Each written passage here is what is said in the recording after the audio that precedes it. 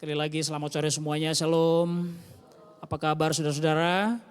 Luar biasa, puji Tuhan. Karena kita punya Tuhan yang luar biasa. Kita punya Tuhan yang dahsyat, kita punya Tuhan yang hebat. Wow, kita bangga punya Tuhan Yesus, amin. Saudara, senang sekali bisa hadir di tempat ini. Bertemu dengan saudara-saudara semua dalam kasih Tuhan. Perkenalkan, nama saya Pendeta Charles.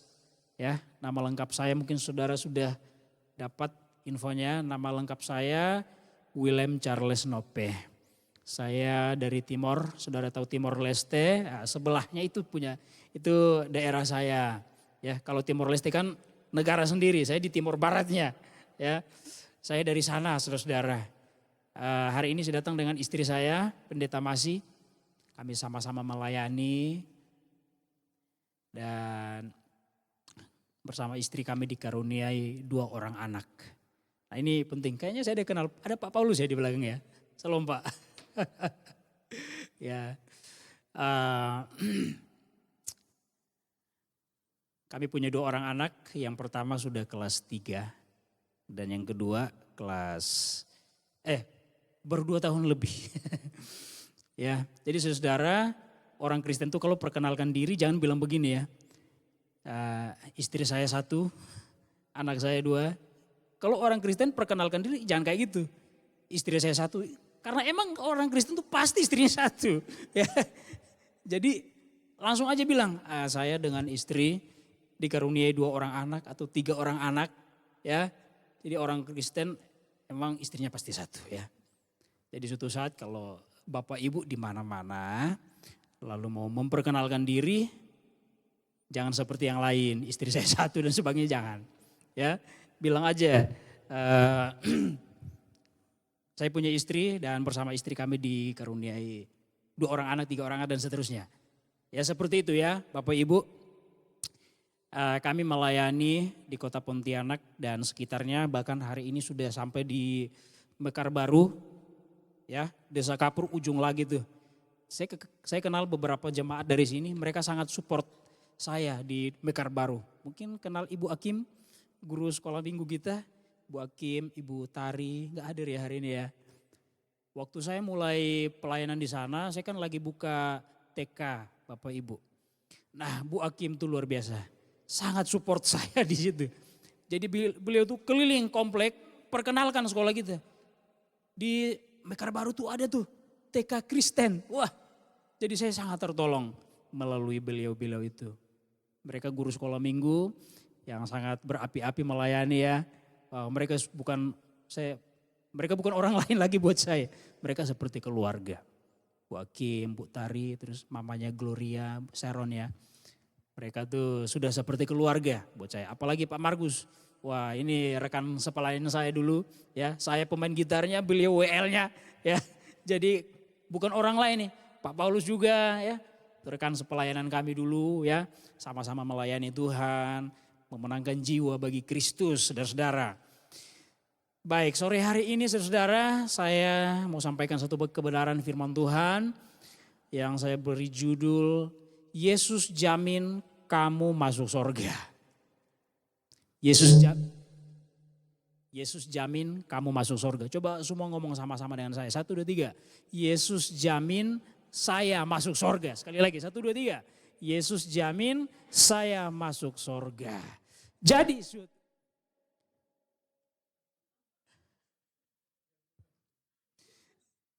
suatu saat kalau jemaat Yestoya ditanya, kamu masuk surga kah neraka nanti?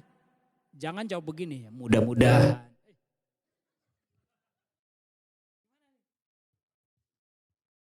Jawabnya jangan bilang begini, ya mudah-mudahan.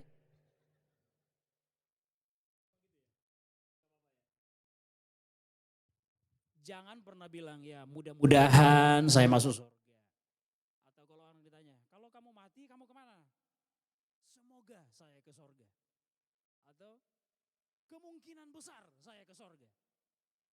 Jangan jawab kayak gitu. Di dalam Yesus nggak ada kemungkinan besar, nggak ada mudah-mudahan masuk sorga, nggak ada semoga saya masuk sorga.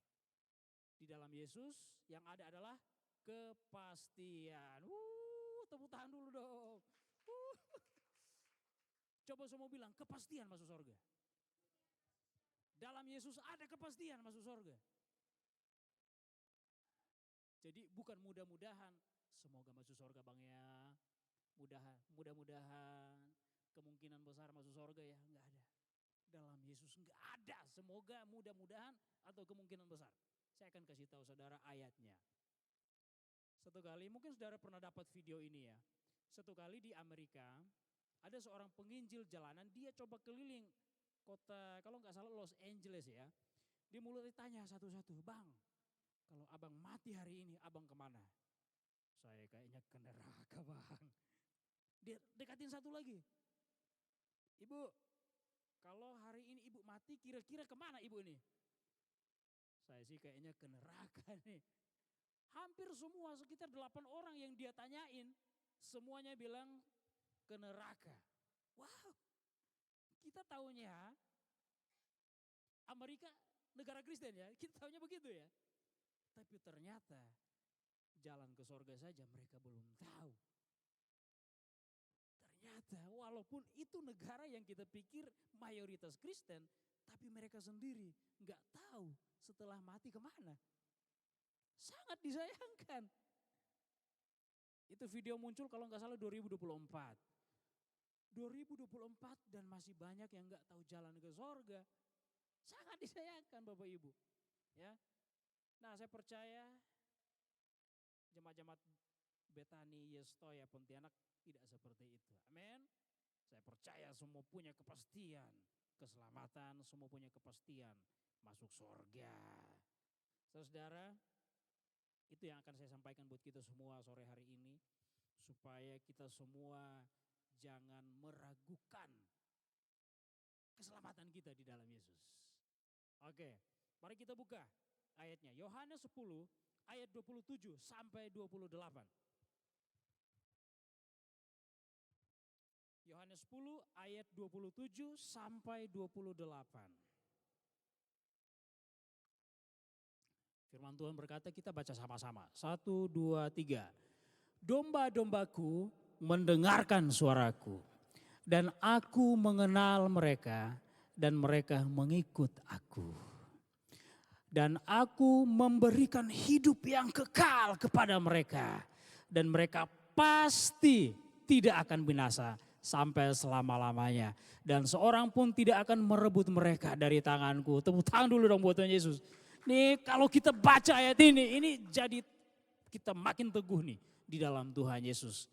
Ya, di dalam ayat 28 sekali lagi saya mau baca buat saudara-saudara semua. Ayat 28 berkata, dan aku memberikan hidup yang kekal kepada mereka.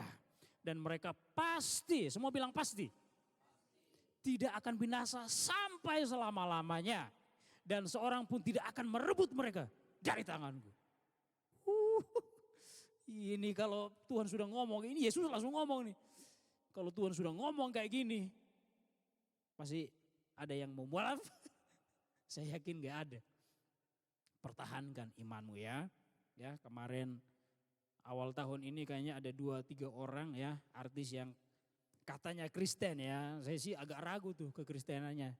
Kalau dia ngerti ayat ini gak mungkin dia tinggalkan Yesus.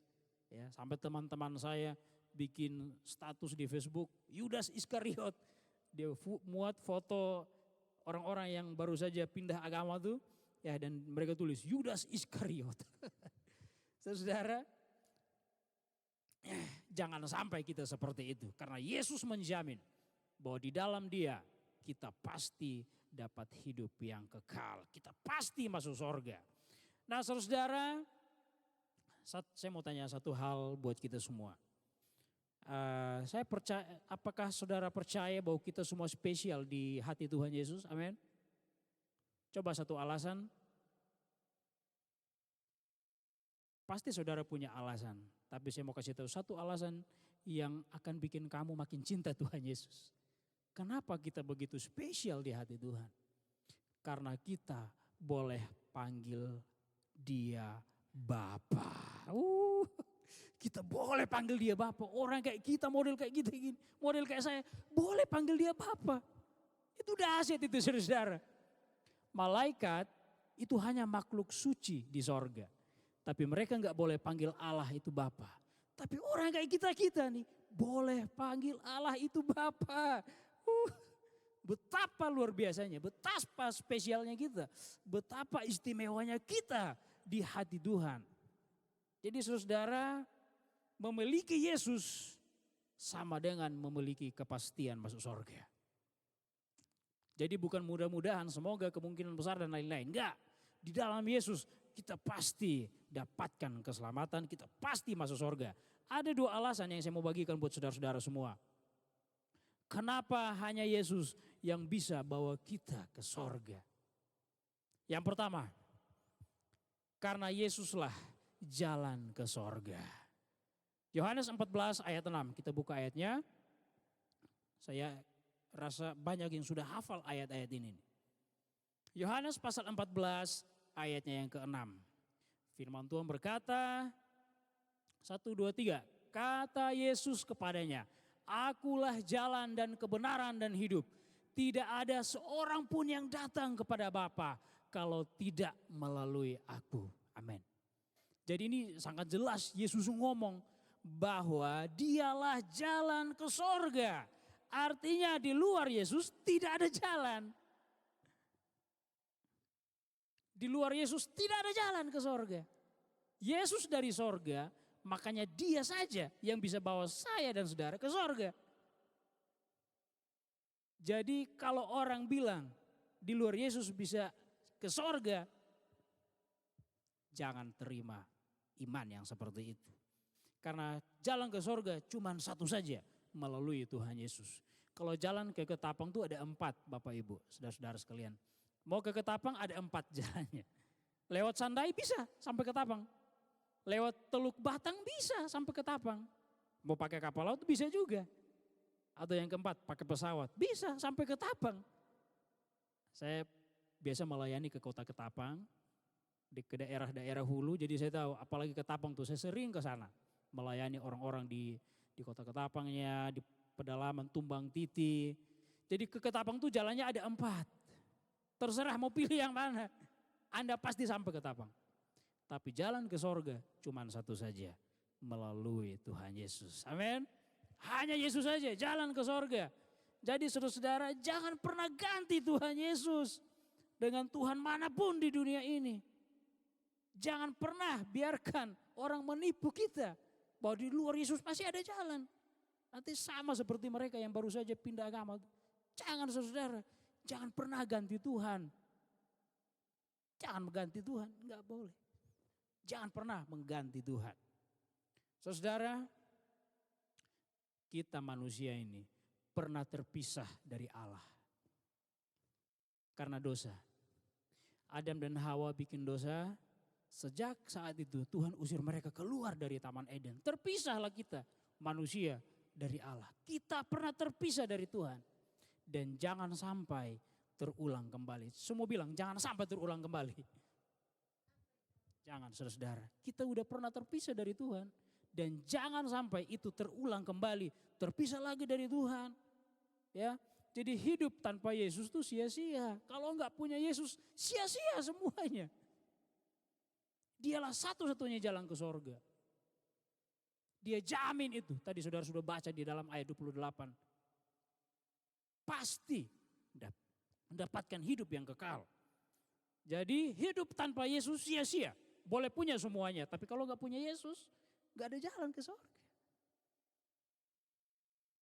Tapi beda di dalam Yesus.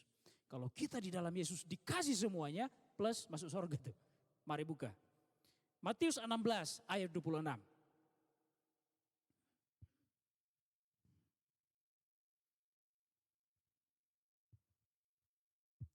Firman Tuhan berkata, kita sama-sama baca ya. Matius 16 ayat 26.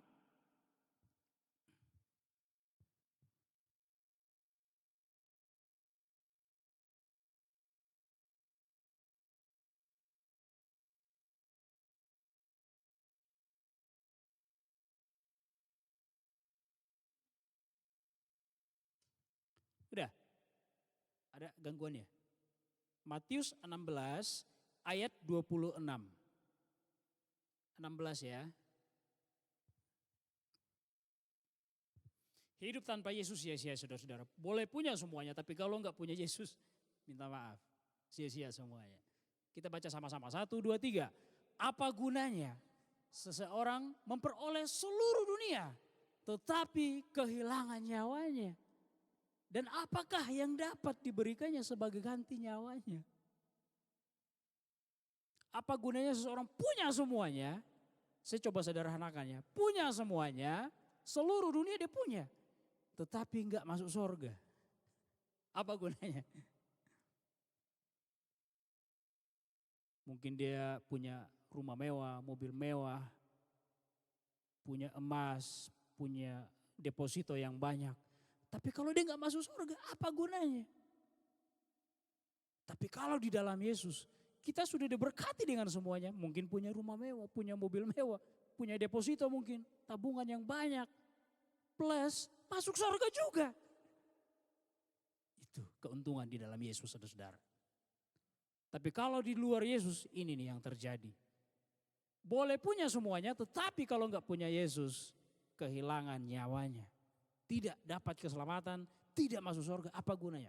Tetapi kalau kita punya Yesus, kita sudah dapat semuanya, diberkati dengan semuanya, ditambah lagi masuk surga juga tuh. Tepuk tangan dulu dong buat Tuhan Yesus. Ini harus bikin kita makin cinta kepada Tuhan Yesus, makin setia kepada Tuhan Yesus. Wow, saudara-saudara, ya kita bangga, kita bisa punya Tuhan Yesus. Kita dilayakan, panggil dia Bapa itu dahsyat itu. Betapa baiknya Allah kepada kita, kasihnya besar kepada kita, sehingga kita semua dilayakan panggil dia Bapa. Jadi hidup bersama Yesus itu kita bahagia dunia akhirat. Hidup bersama Yesus, hidup di dalam Yesus, bahagia dunia akhirat. Apapun yang terjadi, jangan pernah ganti Tuhan. Amin. Apapun yang terjadi, tetap setia ikut Yesus sampai akhir hidup kita. Satu kali di Perang Ambon, saudara tahu ya, Perang Ambon dulu tahun 97, 98, 99 itu. Datanglah musuh menyerang orang Kristen. Lalu mereka masuk ke salah satu rumah anak sekolah minggu, baru kelas 4 atau kelas 5 SD ini. Anak sekolah minggu ini rupanya ada di dalam rumah. Mereka bilang begini, pakai bahasa Ambon. Hey, Nyong. Nyong itu laki-laki, adik laki-laki. Nyong, kalau kamu tetap percaya Yesus, saya tembak kau nanti. Ini parang sudah ada, kalau kau tetap ikut Yesus, habis kau. Tapi kalau kau tinggalkan Yesus, ikut kami, kau selamat. Dia bilang apa? Apakah dia takut? No, enggak ada ketakutan terhadap kematian buat anak kecil ini. Enggak ada. Dia bilang apa? Dia bilang, beta Laskar Kristus. Saya Laskar Kristus. Oh gitu ya, saat itu juga tembak kepalanya, mati anaknya. Bayangin anak SD diancam kayak gitu. Dia tahu betul bahwa di dalam Yesus saja saya pasti selamat. Saya pasti masuk surga. Begitu juga dengan kita. Jangan pernah ganti Tuhan. Amin. Sekali Yesus, tetap Yesus. Coba semua ngomong, sekali Yesus, tetap Yesus. Tepuk tangan bagi Tuhan Yesus kita. Haleluya.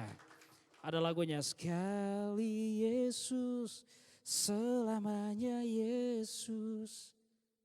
Ya, tetap Yesus. Jangan pernah ganti Tuhan. Itu yang pertama. Kenapa Yesus jamin kita masuk surga? Karena dialah satu-satunya jalan ke surga. Saya mau kasih satu ayat lagi. Biar saudara bisa jadikan ini pegangan. Kisah Para Rasul 4 ayat 12.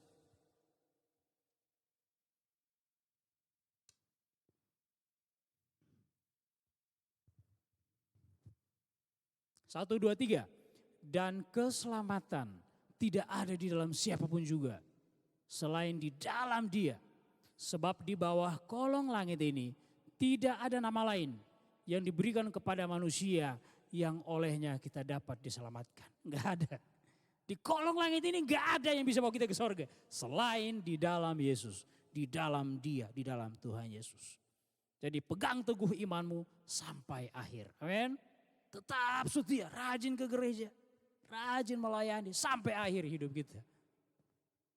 Yang kedua, kenapa Yesus bisa jamin kita masuk surga? Yang kedua, karena Yesuslah terang hidup. Lagu tadi tuh. Kau terangi saat gelapku.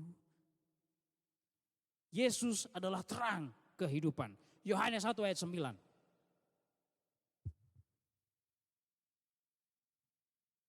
Firman Tuhan berkata, 1, 2, 3. Terang yang sesungguhnya yang menerangi setiap orang sedang datang ke dalam dunia. Tuhan Yesus.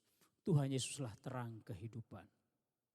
Yang bisa menerangi dunia yang gelap ini. Menerangi hidup kita yang gelap ini. Yesus adalah terang yang sesungguhnya. Yang menerangi kita saat hidup atau mati. Saudara mungkin pernah dengar satu kesaksian. Seorang hamba Tuhan namanya Domingus Kenjam. Dia satu kampung dengan saya. Dia pernah kuliah di Jakarta di STT Dulos. Ya, di STT Dulos tahun 90-an. Lalu suatu saat FPI menyerbu kampus mereka. Serbu. Dan semua mahasiswa mau dibantai, dibunuh semuanya. Ya, jadi mereka datang sudah berpasukan banyak sekali orang. Dan akhirnya singkat cerita, Domingus Kenjam ini seorang mahasiswa juga ditangkap. Dan karena dia pengikut Yesus, mereka bilang, ayo potong dia. Dipotong lehernya sampai mati. Sampai mati. Lalu ketika dia mati, rohnya keluar dari dalam tubuhnya. Waktu di dalam alam roh, semuanya gelap gulita. Semuanya gelap. Gelap gulita di alam roh itu. Dia hanya dengar saja orang berteriak, ayo kejar lagi, bunuh, bunuh semuanya. Dia masih dengar suara itu tapi suasananya gelap sekali. Dalam suasana kegelapan itu, dia cuma ingat Tuhan Yesus. Dia berteriak, Tuhan Yesus tolong saya. Ketika disebut nama Yesus, cahaya turun menerpa dia, melingkupi dia. Kemudian datang 5 malaikat membawa dia ke sorga. Saya singkat saja ceritanya. Lalu di sorga Tuhan bilang, Domingus belum saatnya kamu pulang. Kembali lagi ke dunia, sampaikan jalan keselamatan kepada semua orang. Jadilah saksiku, beritakan keselamatan kepada semua orang. Dan singkat cerita akhirnya Domingus hidup kembali. Sekarang dia sudah melayani kemana-mana. Nanti sampai rumah boleh searching tuh namanya Domingus Kenjam. Kalau agak susah cari, Domingus dibunuh lalu hidup kembali. Nah nanti saudara akan ketemu kesaksiannya. Dia udah melayani kemana-mana. Ke Amerika, ke Korea, beritakan keselamatan di dalam Yesus. Ya saudara, jadi buat kita semua kalau kita punya Yesus, kita diterangi saat hidup maupun mati. Bayangin kalau Yohanes nggak punya Yesus. Mau kemana di tengah-tengah kegelapan itu? Mau kemana dia? Udah pasti neraka. Tetapi karena dia punya Tuhan Yesus, Yesus menyelamatkan dia. Saudara, selama kita masih hidup, jangan beralih, jangan berpindah imanmu dari Yesus. Kalau kita mengerti semua ini, kita akan tambah cinta Tuhan Yesus. Kita akan tambah setia kepada Tuhan Yesus dan tetap setia melayaninya. Saya pernah pelayanan di pedalaman Kalimantan Barat, Bapak Ibu. Di Kabupaten Landak, masuk lagi satu kecamatan namanya Jelimpo. Ada satu desa namanya Ugan. Itu gereja kita di bukit. Terus di bawah bukit itu rumah-rumah jemaat dan di sananya sungai besar. Ya. Jadi kalau pas lagi musim-musim hujan begini dan curah hujannya besar, itu biasanya banjir, saudara-saudara. Dan kalau banjir itu bisa sampai sedada tuh banjirnya. Dan jemaat-jemaat yang di bawah agak susah mau ke gereja, mau ibadah. Tapi ada satu nenek. Dia mau hujan, badai, mau banjir, gak peduli, dia tetap datang ke gereja. Gimana caranya? Dia bawa 2 baju. Satu dia kasih di kepala, satu dia pakai untuk nyebrang sungai. Sampai di gereja dia ketuk pintu, Om, numpang mau ganti baju Om. Kaget saya pikir gak datang ibadah nanti orang-orang nih, jemaat-jemaat di bawah. Rupanya dia datang. Dia bangga punya Yesus, aku punya Yesus. Di usia tua sekalipun aku akan tetap cari Yesus. Dia bawa 2 baju, dia ganti baju di gereja. Dan dia beribadah kepada Tuhan. Kemarin, tahun 2024 kemarin, saya pergi pelayanan ke gereja itu. Mereka jemaat-jemaat di sana kasih kabar, Om, namanya Nenek Alun. Om, Nenek Alun sudah meninggal, Om. Wah, udah meninggal. Oke, dia meninggal di dalam Yesus. Saudara, kita bangga punya Tuhan Yesus. Kita sudah di jalan yang benar, tetap pertahankan Yesus sampai akhir hidup kita. Memiliki Tuhan Yesus sama dengan memiliki kepastian masuk surga. Jadi buat kita semua tetap percaya Yesus dan terima Yesus sebagai satu-satunya Tuhan dan Juru Selamat dalam hidupmu. Cintai Dia dan setia kepadanya sampai akhir. Jangan ganti Tuhan. Sekali Yesus, tetap Yesus. Amin. Berikan kemuliaan bagi Tuhan Yesus kita. Haleluya. Engkau luar biasa Tuhan Yesus. Demikian firman Tuhan buat kita semuanya. Saya undang semua bangkit berdiri.